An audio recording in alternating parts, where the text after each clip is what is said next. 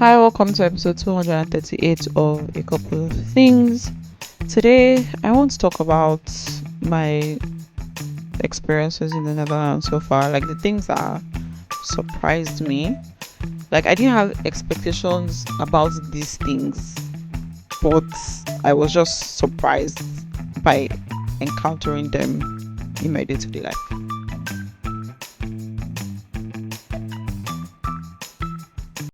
The number one thing that shocked me, to be honest, was the amount of black people in the Netherlands.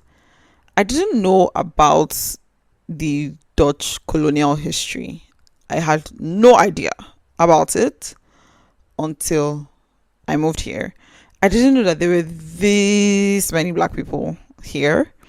So that surprised me greatly. And I found out that there is actually the Netherlands colonized some Caribbean countries, Curacao, Suriname, and some other places, and also some Southeast Asian countries, I believe, Indonesia, for example, and of course, South Africa. One of them. So yeah, I basically didn't know any of this until I moved here. So that was very it was nice. It was actually nice to see so many black people around me. On the other hand, when I became aware, like more conscious about the fact that I'm seeing a lot of black people, I started becoming more conscious about the fact that I'm not seeing them in certain spaces and places. I'm seeing them more in certain places and spaces than in others. So that also was interesting to me. I don't know what I know that there's some weird things that happen here. Like there's this SWAT pit thing that has caused a lot of controversy here recently, and people are like, we need to get rid of it because of its like racist undertones, and then people are like, no, this is part of our culture and our tradition. So there's that. So there definitely is a lot going on around that. Especially you see it's more often around Ketikoti, which is the celebration of Suriname's independence. For is it independence or the end of slavery in Suriname? Yeah, I think it's the end of slavery. In Suriname and Curacao and all those places that the Dutch colonized. Although those countries are still part of the Kingdom of the Netherlands, actually, but I think it marks the end of slavery.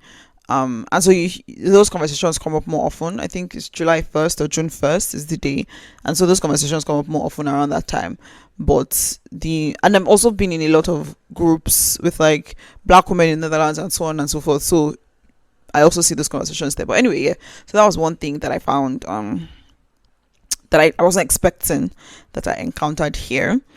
Another thing that was shocking for me was that there's this unspoken Dutch food culture rule that you eat only one warm meal a day.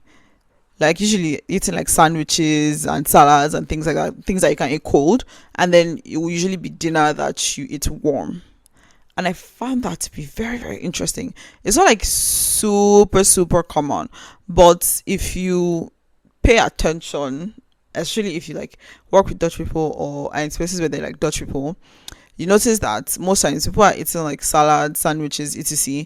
for lunch, for breakfast, and then dinner would then be something that is warm or hot. And it didn't really click until one day I was just on Reddit and I saw somebody asking about it, and everybody was like, yeah, this is like how it is for most people. Who I was like, wow, that's very interesting, because I think growing up, you will eat at least two warm meals. Breakfast maybe cereal or bread and egg or something. And eggs is warm, to be fair. But but yeah, you're eating like hot food generally. And I noticed, because I realized that I actually don't eat a lot of hot food as much as I used to, like when I was in Nigeria, because the easiest things to prepare are the cold foods, salad, sandwich, very easy and quick to put together. So yeah, I found that very interesting. And another thing about food culture that shocked me is when people eat lunch. Why is lunch at 11:30 a.m. or 12 p.m. or 12:30 p.m.? That's so early. I've still not gotten used to that. 3 years down the line, I'm still not used to it because it's so early to eat lunch. I eat breakfast at like 11 o'clock, sometimes 12. So this whole lunch at 12, 11:30, 12, 1 is still taking a lot to adjust to, because mentally for me lunch is like 3 o'clock, maybe even 4 o'clock. So this very early lunch not really vibing with me. And most times whenever I go to the office and everybody's like, do you want to go get lunch? I rarely go. Sometimes I just go and sit down with everybody when they're having lunch and I'm not eating, because like I literally just ate like maybe 2 hours ago max. So I can't eat again now. But yeah, so I also found that very interesting. And I didn't expect that. Like I had no expectations about it. So like I just encountered it and it was an interesting thing. And then another thing that surprised me about moving here was that I didn't feel homesick. I think there was only one time where I felt homesick, and it was more about like the some of the quote unquote conveniences I had that I didn't have, and I was very sad about it at that particular point because I was losing my mind at that time. So other than that, I haven't really had like really strong moments of homesickness. I think maybe also because I went home like twice. I've gone home twice since I've been here. So maybe that's also why I don't feel homesick. And also like the longer I spend away from Nigeria and the more all my friends are also moving away from Nigeria, the less Nigeria feels like home, if that makes sense. Like the last time I went, I felt a bit out of place, kind of like I didn't feel home. I was like, "Ugh, I can't wait to get back home," saying I can't wait to get back to the Netherlands. So I don't know, but that's a topic for another day. So yeah, that's it. Thank you for listening. Bye.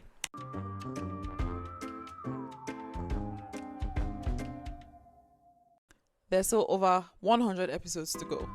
I still need questions. I still need suggestions of who to talk to. I still need people who want to come on to talk about something to fill the form. So please do that. Thank you very much. And yeah, do like, share, subscribe if you found it interesting, insightful, and all the nice things. Bye.